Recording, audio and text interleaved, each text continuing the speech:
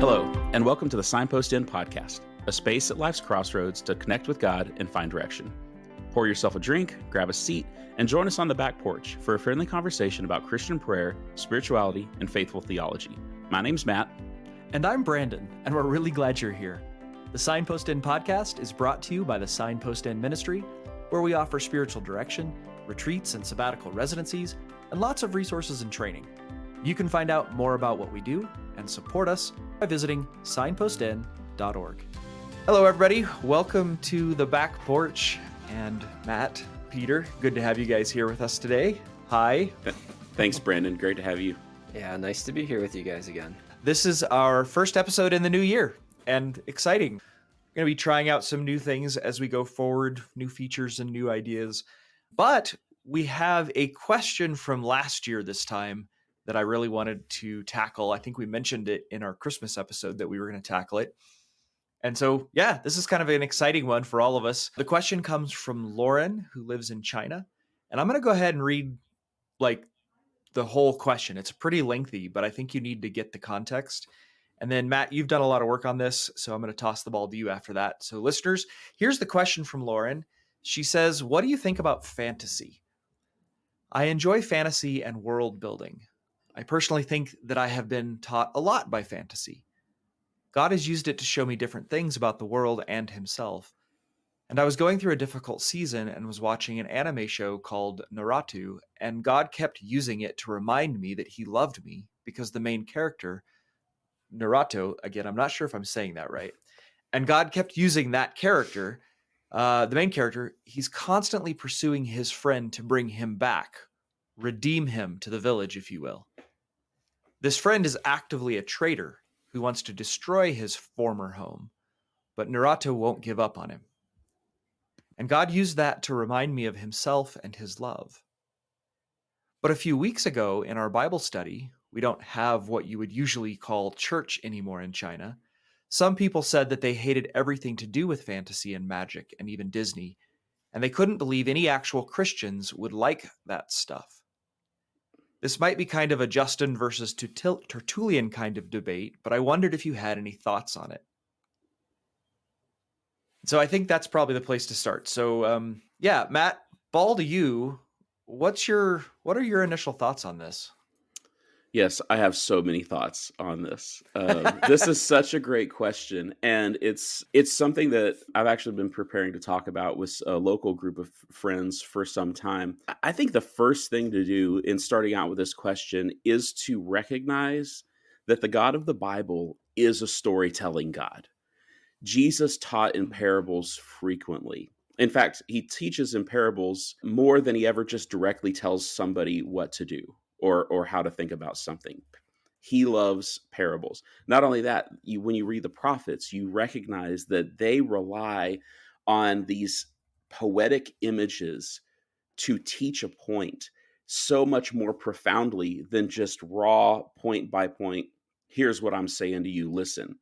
They use imagery and metaphor, and that's one of the things that is so interesting about Christianity. And now, with that in mind, look at the genre of allegory.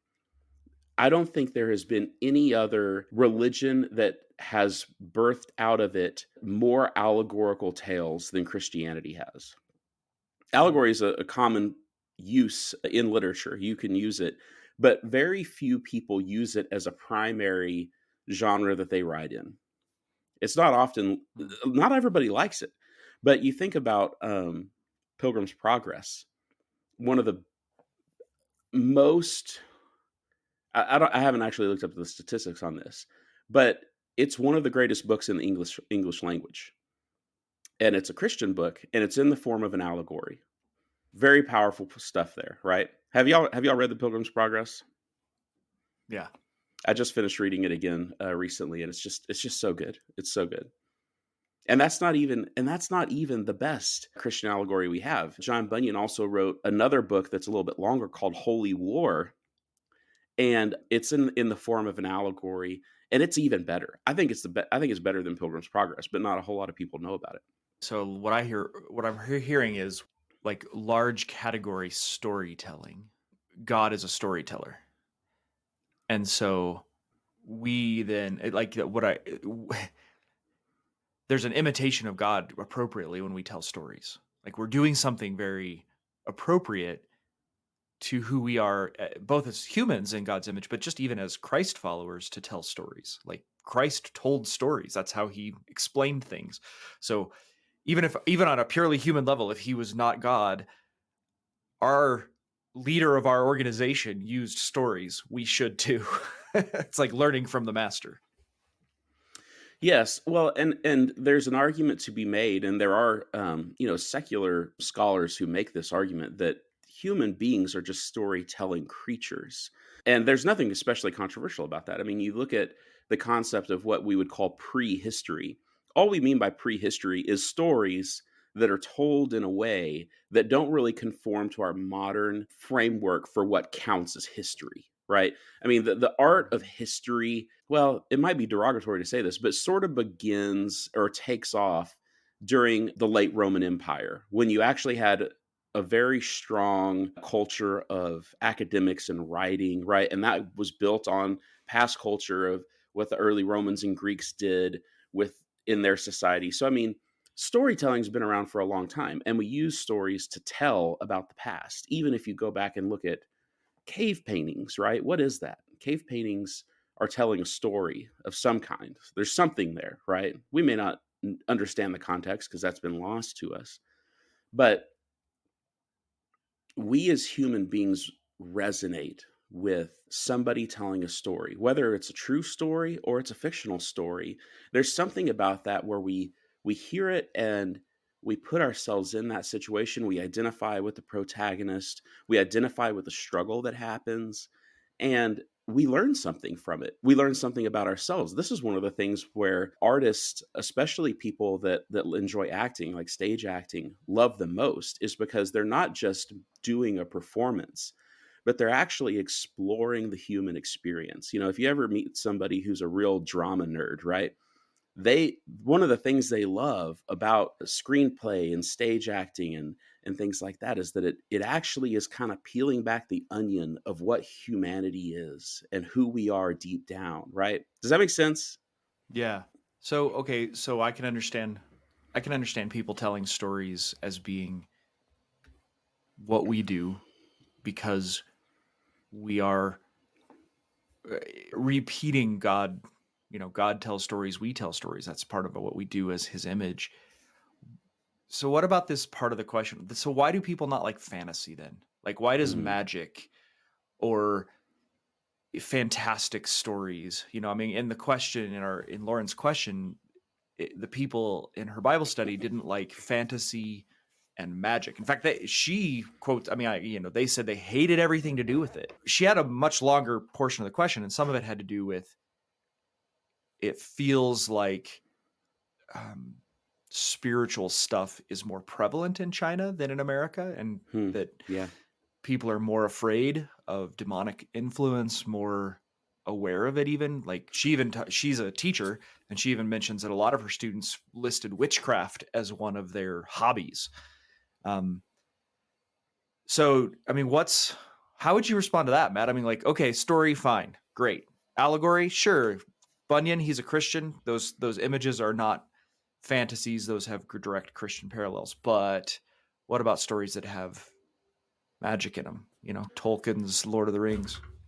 Well, I understand where people are coming from there, and I think such concerns actually should be taken seriously, because Hmm. especially for our friend who's writing to us from another country whose cultural experience is very different. We live in a very secular culture that discounts any supernatural reality at all. Even Mm. sometimes we as Christians fall into the habit of thinking of, well, this is just the way the world works. It works by naturalistic things. And our Christianity is sort of like, yeah, but there's also this little thing off to the side. And even that's not fully accurate, right? But other parts of the world, things like witchcraft, things like occult practices are very common. I had a friend who served, our pastor actually, he was serving out as a missionary in a Far East country. And one of the things that happened when a friend of his became a Christian is they asked for help to come to their house and throw away all of their non-Christian things. And there was very expensive statues, very expensive books that had all of these things related to it.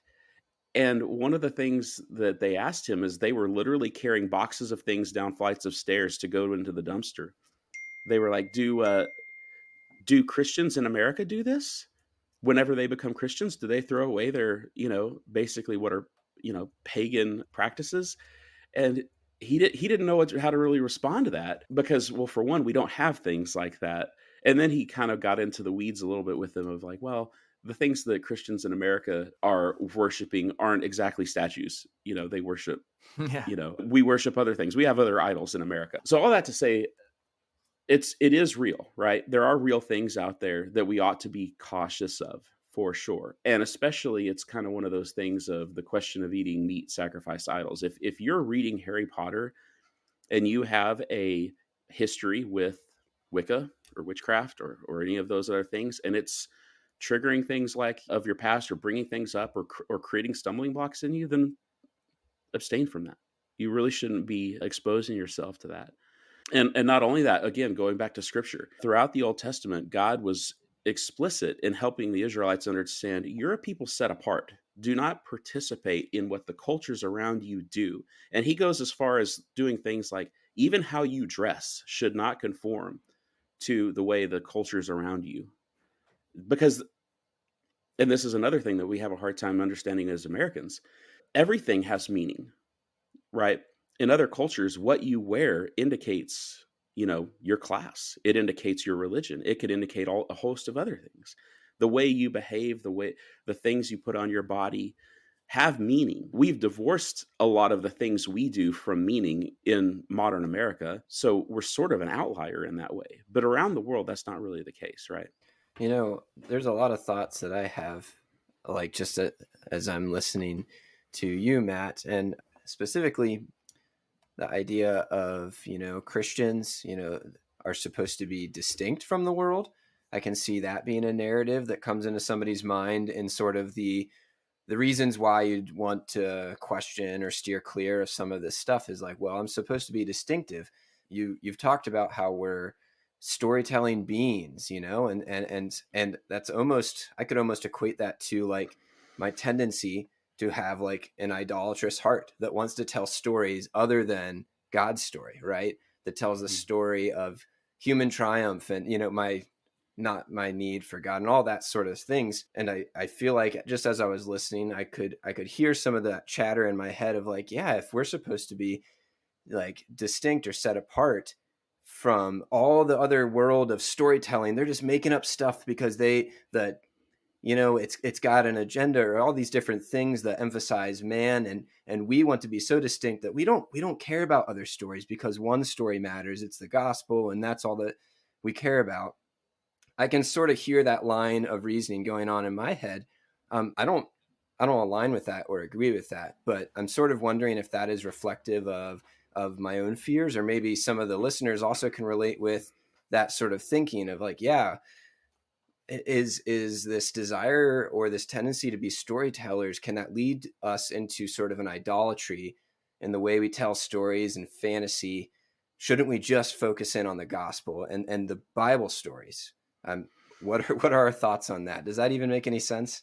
It makes total sense. And Peter, there are a lot of people out there who would say, not like take exactly what you said and said, yes, this is what Christians should do. We should separate ourselves from the world, just focus on the gospel, and anything that is not explicitly biblical is pagan influence creeping in, and we got to kill that. And here's what's interesting. This is something I've actually learned recently. And again, I kind of want to affirm that in principle. In principle, I want to affirm we should be gospel-centered people, right? We have died to the old self and been raised with Christ. We are new people, right? So that's true. And everything I want to say should fit in the context of that. Absolutely.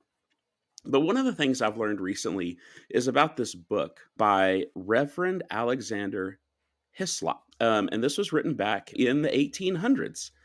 And he wrote a book called The Two Babylons, subtitle Romanism and Its Origins. And this is a book, if I can just be blunt, is essentially an anti-Catholic propaganda diatribe type piece of material. It goes into some very sketchy historical research, and I'm using historical in air quotes there, and some very interesting interpretive framework of certain passages in the Bible. And essentially he lays out an idea that all the symbolism and all sorts of things associated with the Catholic Church is actually pagan. And in the end, it was written in a time and written by a person who was just anti-Catholic. And it emphasized, it found, hidden demons behind every little rock, kind of a thing. And without, back in the context of what I'm saying, we are gospel-centered people, but it's so bad in terms of its pseudo historical research. It was literally just propaganda out to destroy a religion, another perspective on religion. And guess what? The religion that he endorsed was the only true Christianity. Right? Surprise, surprise. We've seen things like this in the history of Christianity. We've seen some pretty stark divisions, and we've talked briefly about this. There's a lot more to talk about in that regard of our own personal expression of Christianity and obedience to scriptures, right? There's a lot there. But I mean, even just right here between the three of us, we have a little bit of diversity in terms of our denominational commitments. So all of that to say is there is that has had such a poignant impact on the way Christians think about certain things. And it's essentially a scare tactic, and it has bled out into a lot of the way we see a lot of things. So for example, around Christmas time, you're probably going to see some memes floating around on social media that say something to the effect of everything about Christmas is pagan. Jesus wasn't born on December 25th, and the Christmas tree is a pagan fertility symbol, and all these different things, right? Well, the truth is we live in a world where there's been a lot of culture and life that's happened, and just about everything you can find in this world has some sort of symbolism that means something else to another group of people who are not Christians, right? I mean, the pine cone was a Greek fertility symbol for Dionysus, right? I mean, but so what? I think pine cones are beautiful and they look great on our kitchen, on our Christmas decorations. So who cares? Well, and the important point there is that just because it was in another culture and means something else somewhere else, that's not the source and origin of it for Christian usage. Absolutely. It's not like we took it, we didn't take a pagan thing and turn it into a Christian thing, and therefore it's somehow sneaking a demon in. Most of these things, I mean, they're our own symbolism for our own reasons. And there's not this grand conspiracy behind all the symbolism. Right. I don't think there is. There are some people who will make that case. And if they want to have that discussion, I'd welcome them to have that. I'm open to discussing that. But I don't think there is this deep conspiracy that's running through the currents of Christianity that's trying to corrupt and steal people away from the true faith. I just don't see that. Well, my mind is coming back to the question, and I'm thinking that one of the mistakes that seems to be made, in my opinion, about fantasy and fairy stories and fiction, fantastic stories, is when we're against them, what they're actually against is the form. So the reaction is, this story has magic in it. This story has fantastical creatures in it. And so what I'm nervous about, or what people get nervous about, is the form, as if the form is, whatever the content is. It's basically like saying, I'm upset about the symbol, not what the symbol represents. I look at the symbol and say, well, that's a bad way to symbolize a truth. It's somehow carrying other meaning. And in that respect, I think for Lauren's sake, I think, Lauren, you're onto something when you say the symbolism of a Chinese or Japanese, I don't know which one it is, but of a fantasy story, an anime story, the symbolism in that culture is borrowing from their culture. And so there's other representations there.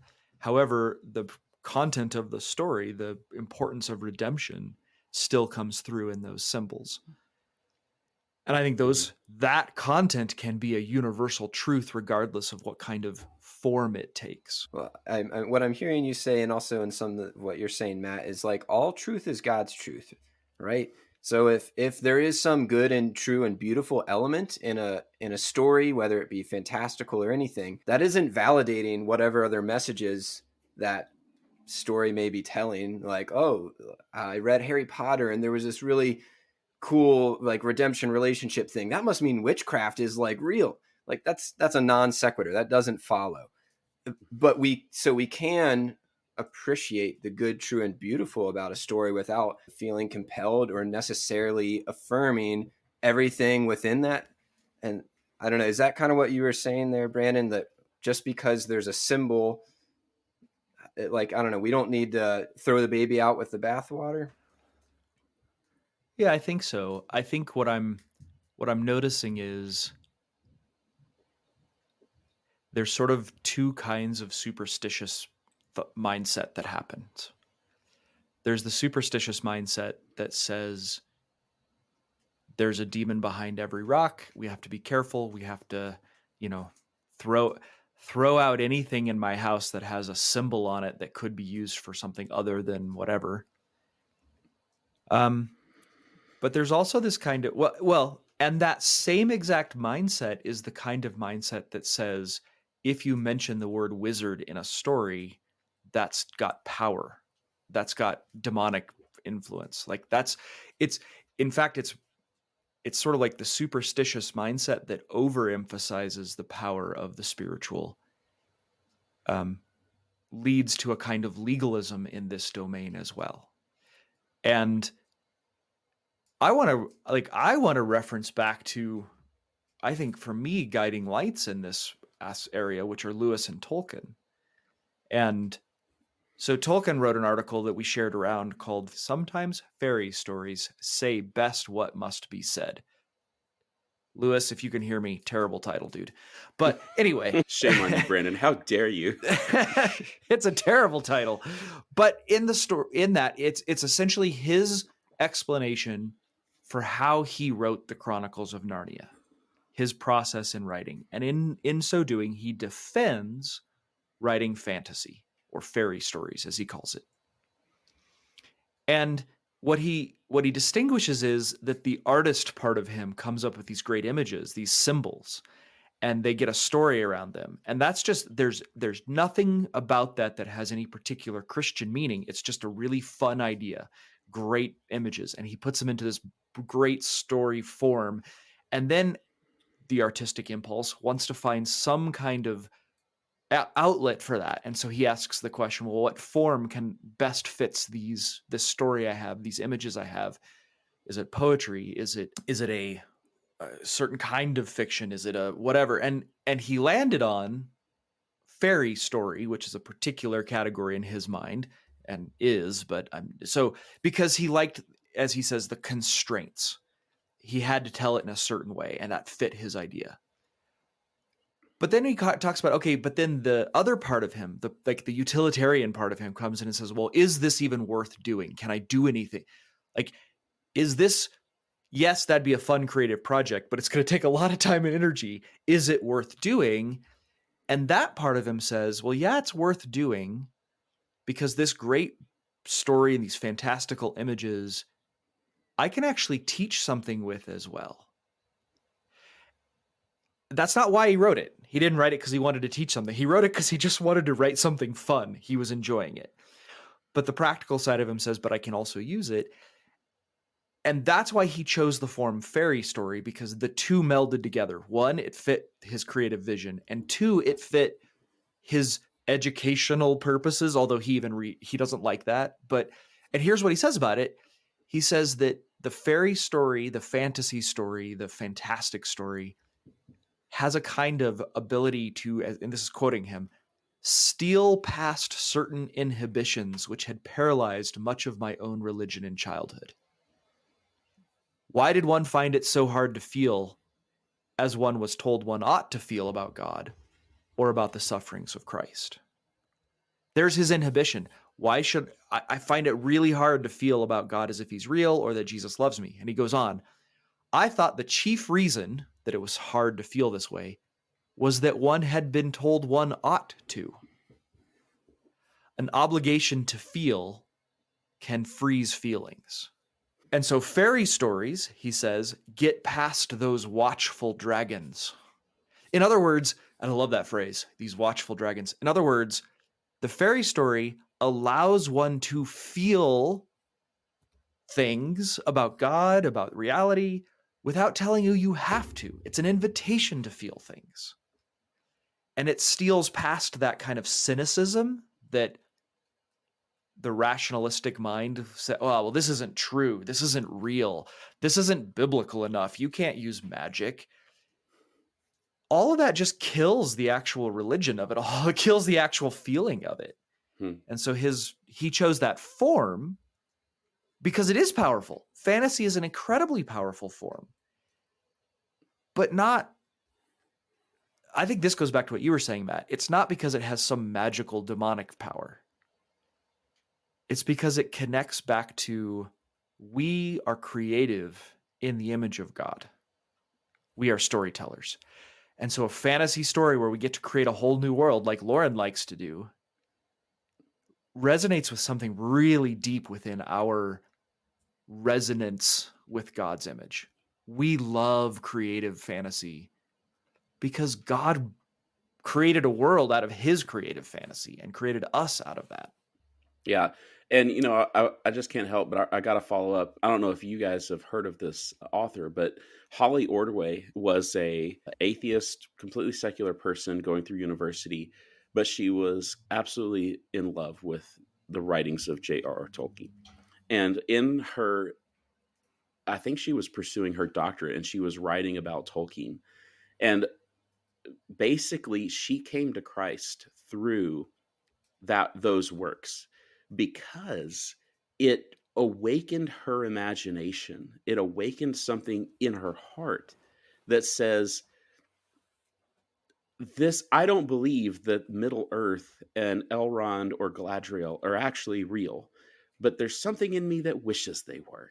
There's something in me that wishes this was true. And what was that awakening in her? It was awakening in her. Well, I think it was the Holy Spirit at work, right? And then she eventually became a Christian through her research of these fantasy novels. And speaking of Tolkien, I have a quote from him too that I want to read, but both Lewis and Tolkien actually think that fantasy is in a sense more real. So the insistence on strict literal realness is a kind of reductionism. And what that person has experienced that you're describing is a touch with the more real. Of course, Middle Earth is not a, quote, literal real place. It is a symbol, an image, a parable for, as to refer back to Jesus, right? Of a deeper, truer reality of the presence of God, of the story being told throughout all of history. Like, if you're a Tolkien fan and you like The Lord of the Rings, then you understand, like, one of the things that is most compelling about those stories is that a small person's life has immense significance. That is actually a more true truth than the kind of rationalistic thing that small people don't really matter and our lives aren't meaningful and nothing really has any purpose. No, like, I resonate with Tolkien because it means my life, however small it is, has a huge impact. That's the story. That's the truth. And of course you go, yeah, that's actually more true. Okay, so Tolkien, right? So here's what he says. Here's a quote straight from him. He says, fantasy, of course, starts out with an advantage, arresting strangeness. But that advantage has been turned against it and has contributed to its disrepute. So I'm now hearing Lauren's friends saying, I don't like fantasy, I don't like magic, right?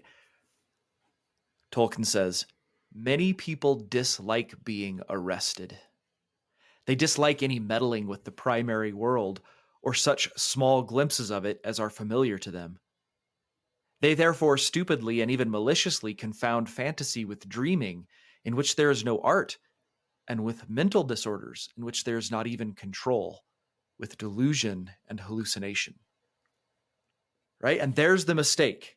Oh, because it's fantastic, the form, that must be evil, must be out of control, must be. And he's saying, no, no, no, no. What they're afraid of is actually that it's arresting their small mindedness and opening them up to a greater reality. And they're afraid of that. Yeah, C.S. Lewis has a very similar idea. I have his little book called The Reading Life, where he just basically talks about why reading is spectacular and wonderful. But he kind of addresses the claim that people level against fantasy or fairy tales, that they lead people into, escaping reality because, and they give people these visions for their life that are so preposterous. They lead people astray. They're terrible. And he says that's like, it's the opposite, actually. It's the stories that we tell ourselves that are so close to real life that we think we could attain them. The school tales, the everyday life sort of fantasies, that those, because they're almost attainable, we can shipwreck ourselves trying to attain. I have this fantasy of being, MVP of my sports team. And like, we chase after that with everything we have, and it consumes us.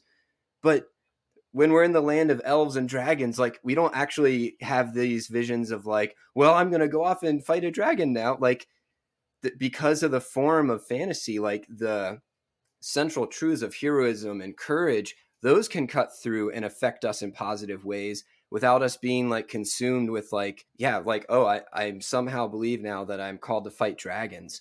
But so they're less dangerous. Fantasy, the truths that can be communicated there, like, can be almost, they're pure, unadulterated, because they're within a setting in which we can receive them without getting confused about the particulars. Whereas stories that hit so close to home, sometimes we can't determine the act that we're reading in the books from the value of the courage and heroism. And so we think, oh, well, I must be this great athlete in order to be courageous or something like that. And that can really be harmful. Yeah, I think fantasy, because it has that ability to break us out of our smallness, like, its power is that it helps us to see things more clearly, truth more clearly, precisely because it is fantastic. I'll read another quote from Tolkien just to kind of follow that. He says, fantasy is a natural human activity. It certainly does not destroy or even insult reason. It does not either blunt the appetite for nor obscure the perception of scientific veridity, truth. On the contrary, the keener and clearer is the reason, the better fantasy it will make. If men were ever in a state in which they did not want to know or could not perceive truth, facts, or evidence, then fantasy would languish until they were cured. If they ever get into that state, it would not seem at all impossible. Fantasy will perish and become morbid delusion. And what scares me about that quote is, I think we're actually there. I think we're in a place where people that struggle to perceive factual reality, and notice what's happening to our storytelling. It's becoming flat, uninteresting, not very fantastic. Well, and not only that, but the ones that do try to capture something that is exciting or edgy or just anything that's not flat actually ends up going the other way and exploring things that are very dark and tragic and harmful. And it's kind of scary when I look at the selections that I have on Netflix or any other of the other streaming platforms, and how many of those protagonists and heroes actually end up destroying themselves or destroying others in whatever their quest is. And that's because it is devoid of any gospel truth. Mm-hmm. And ultimately, those are unsatisfying stories because it doesn't actually carry any truth to it. The only thing it has is what the world has to offer, which is empty cisterns. Yeah. I actually think that the danger of fantasy is more that it is so good at teaching and so good at stealing past our defenses, and it's not the exclusive domain of God's people. So a fantasy story, a story in the form of fantasy in the hands of a reductionist, a materialist, a whatever, is actually far more dangerous, because it can kind of, to reverse Lewis's phrase, it can steal past the watchful angels around the garden. Right? It can actually destroy our. It's like the serpent gets into the garden with these beautiful images and these fantastic ideas and says, "Yeah, can you really trust what God said? There really isn't anything more than this." It's the every fantasy movie in America now is highly politicized because there's no stories to be told. They're just kind of playing out political tropes. And that's actually even more dangerous, I think. Well, that's true. And that's the thing. Artists from the time of the ancient Greeks have recognized we have a platform and we can use it to further our agendas. That's been the truth of every artist since the history of art. And that's true. So I think going back to our listener question is, it's a double-edged sword. It really is, because the things that we consume and watch can sneak in compromises to our Christian life. Namely, I mean, it's been the truth, I mean, ever since modern TV, but compromising of our sexual values and our pursuit of purity in the name of Christ in stories. Romance stories are great. Every romance story has a hint of the gospel in it, because the gospel is essentially God pursuing his people, right? So there's a lot there, but at the same time, romance has been corrupted into mere eros and not not a mere not the lust. pure love that parallels what the gospel is, right? Yeah. Do you think sort of a summary then for Lauren would be something like, first, storytelling, and perhaps fantasy and magical storytelling par excellence, like the highest form of it in some sense, is not evil, not bad, not wrong. In fact, it's a natural outcome of the fact that we are creative beings in the image of our creator. And so to focus on the form of it, oh, that's a fantasy story that has magical or mystical or whatever elements to it, is to miss something important. Like if that's why you're ruling it out and saying, oh, it's in that form and therefore I can't trust it, you're actually sort of cutting off a part of reality that is so necessary and deep within us out of a kind of legalistic fear. I'd say that's part one of the answer. Part two of the answer is what you're saying, Matt, is recognize that stories of all kinds, but especially these kinds of fantasy stories, have a great power to teach and steal past our defenses and bring truths or falsehoods into our souls in a way that other stories may not have quite that power. So, yes, it's right to be cautious, but cautious in the right place. It's not just that it has magic or fantasy or anything else that's the problem. It's what is the realities, the truths, the stuff that's being brought into that we should be cautious of and be careful of. And those two things are interrelated. Form and content are going to interrelate. But there's a mistake in saying that form is all bad, and there's a mistake in saying any story is all good. We got to be cautious and wise, sort of wise as serpents, innocent as doves. Well, and I would even further that by just saying, I think it's an essential skill that all Christians in the modern world, with the amount of connectivity we have and the amount of exposure we have to content, is that all Christians need to become good critics. And when I say critics, I don't just mean people who find fault or criticize, right? But I mean actually the ability to critique and criticize and identify what's happening in a story. A great exercise for parents to begin with their kids is, after you watch anything, whether it's a Disney movie or whether it's a classic movie or anything, any content you consume, is after the show, talk about it and say, what is the worldview behind this show? Like what is it that the characters believe about the world? But then also the people who produce this story, what do they see? How do they see the world? And they're giving us a lens to see the world the way they see it. That's what storytelling is in essence. And so to ask yourselves, what is it that they're trying to show us about the world? And do we agree with that? I actually have 2 movie recommendations for our listeners. One of them's rated R, so it's an adult movie, and so be cautious. The other one's a Disney animated movie. So the first one is Elysium with Matt Damon. Watch that movie and see if you can see any gospel parallels. See if you can see something in there that is pointing to the truth. Right. And I don't think that the people who produce that movie are Christians at all, but they might be seeing something that is true. And the second one is a Disney movie called Raina and the Last Dragon. This was their big animated movie that came out a few years ago, and it's actually great.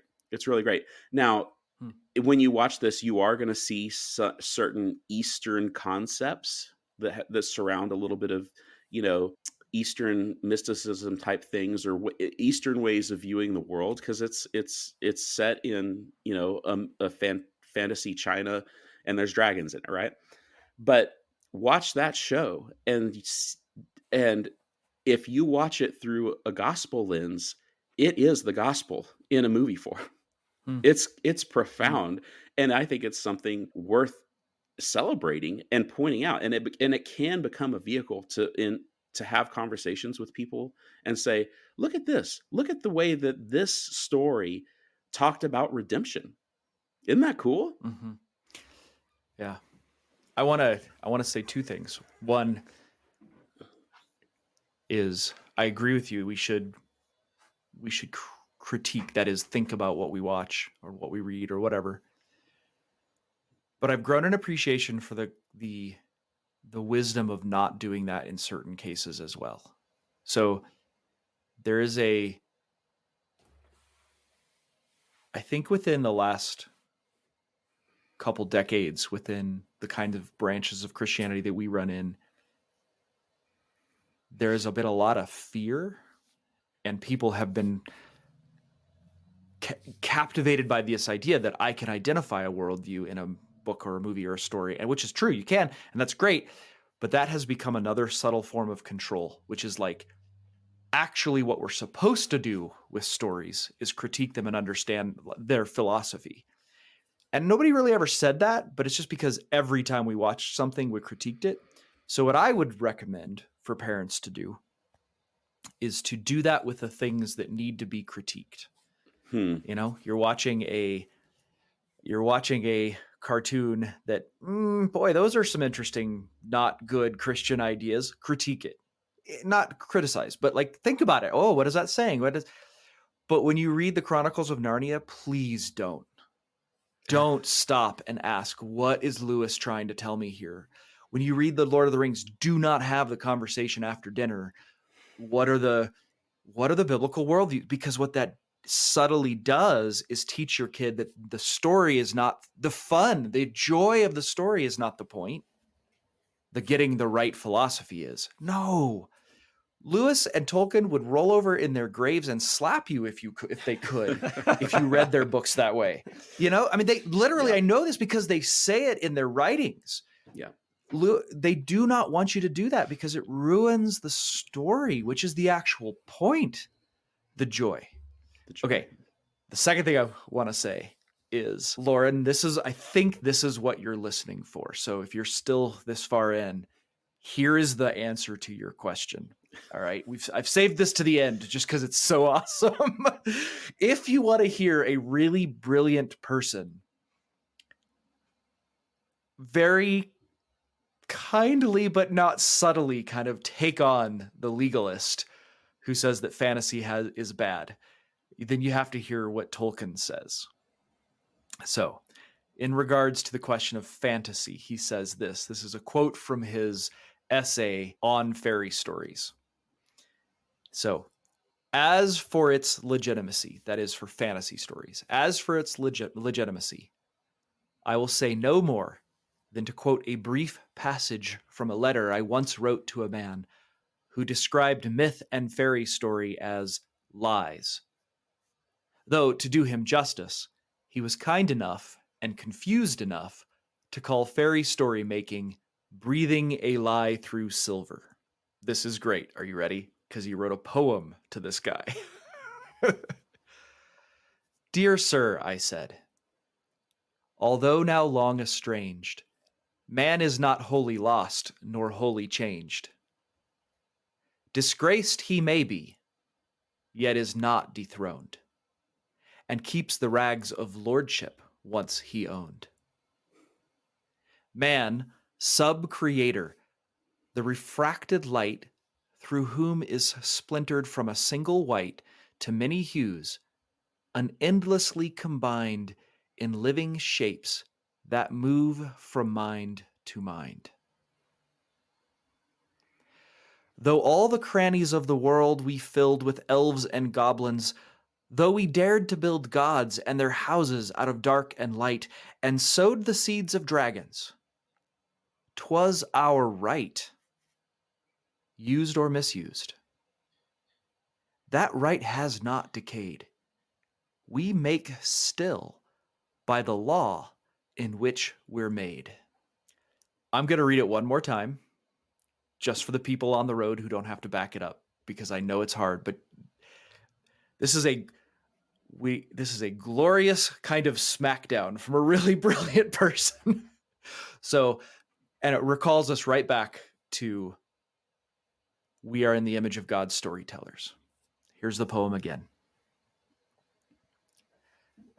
Dear sir, I said, although now long estranged, man is not wholly lost nor wholly changed. Disgraced he may be, yet is not dethroned, and keeps the rags of lordship once he owned.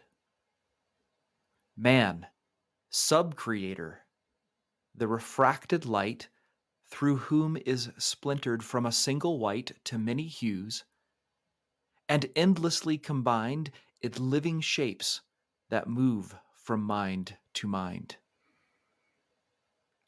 Though all the crannies of the world we filled with elves and goblins, though we dared to build gods and their houses out of dark and light, and sowed the seeds of dragons, 'twas our right, used or misused.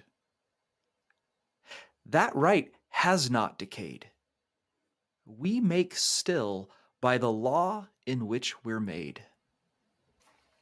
I love that so much. Yeah, leave it to Tolkien, right? So, Lauren... Do you know who you wrote that to? Do you know the story behind that? He doesn't say. I know. He just says that... Oh, do you? Yeah. This was the conversation that he had with C.S. Lewis before C.S. Lewis was a Christian. And this was one of the things that began that work in C.S. Lewis, to begin thinking of Christianity as not just lies breathed through silver, but as the true myth that actually happened, that the redemption story that the real God performed to save all of the earth, right? Isn't that awesome? That's awesome. So the confused man is Lewis, and Tolkien wrote this poem back to him. That's amazing. Lauren, I guess we should have just started the podcast with that and ended with that. If you could translate that into Chinese and send it to your friends, please do. Good luck. And if you do, let us know. We'd love to publish it for you. But that's awesome. Guys, thank you. What a fun back porch conversation. Yeah. Do you guys think there's any place for like a brief book recommendation? Like, I mean, as you were talking about, I don't know. I know that we love reading and these books. and we have that like a recommended reading list on our website. But like, I don't know, is there any fantasy books that you guys love that you would recommend as a case for this is good fantasy? Read this. It is wonderful, enriching, and I don't know. What do you think? Totally. I mean, obviously, we've already talked about the Chronicles of Narnia and the Lord of the Rings, which most people already know about. So those are out there. I have to add the Chronicles of Narnia are so in my mind. Like, I love them. People love them. Don't come and tar and feather me for saying that. But they're not the kind of thing that I like go back to.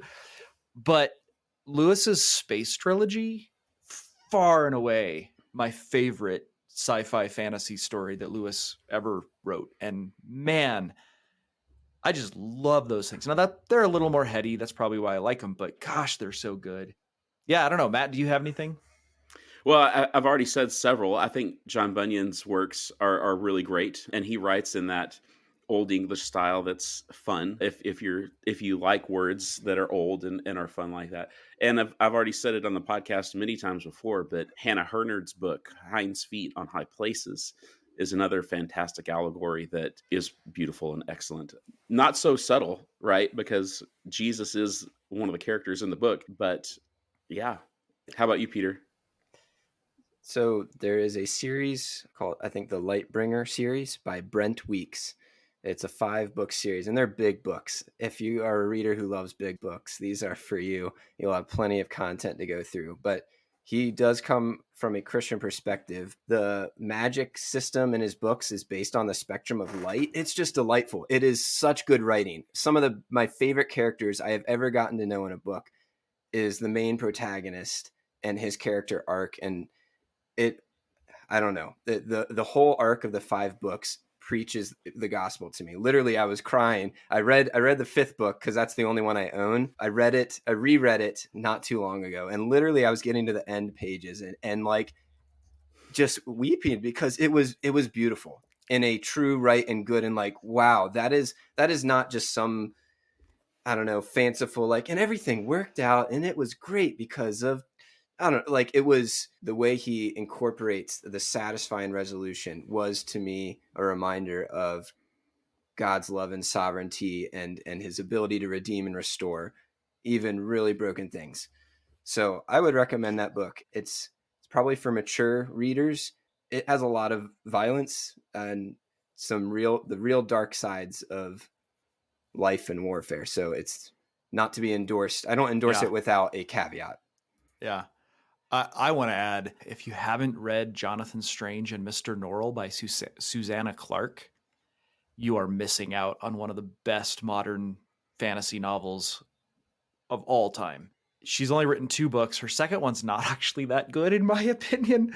This book is a fairy story. Like, it is fairy, and it is so good. Jonathan Strange and Mr. Norrell. It's fairly old now. I mean, I can't remember, 10 years. 2004 is when it was published. So actually much older than that, but gosh, it's good. And if you've never read Jonathan Strange and Mr. Norrell and you like fantasy, you will not put this book down. It got made into a movie a couple, maybe 10 years ago, and don't watch that. I mean, the movie's fun, but don't watch it.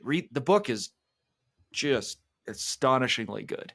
There were nights I read that book that, like, I lost a lot of sleep because of that book. There were 3 a.m. mornings when I was like, please stop being so good. I've got to go to bed. Nice. So anyway, that's a good one too. Thank you guys. This has been a lot of fun. Listeners, thanks for joining us on the back porch for whatever random thing we decide to talk about. This time, we have loved the listener question. If you have a question that you want to send to us, shoot it to us at podcast@signpostin.org. We will try to respond both via email and on the podcast, but we want to hear from you, and we want to have these conversations about whatever interests you. So, also look forward to the new year. There's some cool stuff coming up. We're not going to reveal it just yet. It's still in the works, but we're excited about some of the things that we're going to be doing on the podcast, some of the interviews we're going to do, and we're glad to have you along for the ride. Please rate and review us and send us to your friends and all that good stuff. And thank you. So May the grace of Christ go with you wherever the road takes you.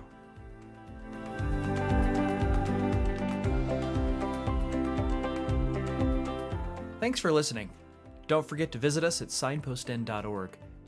While you're there, sign up for our e-newsletter and we'll send you a free ebook. Also, a big thanks to all of our supporters. Signpost Inn is a 501c3 nonprofit ministry, and we exist only because of our generous donors who make everything we do possible. Please consider supporting us with your recurring donation. Visit signpostin.org/donate.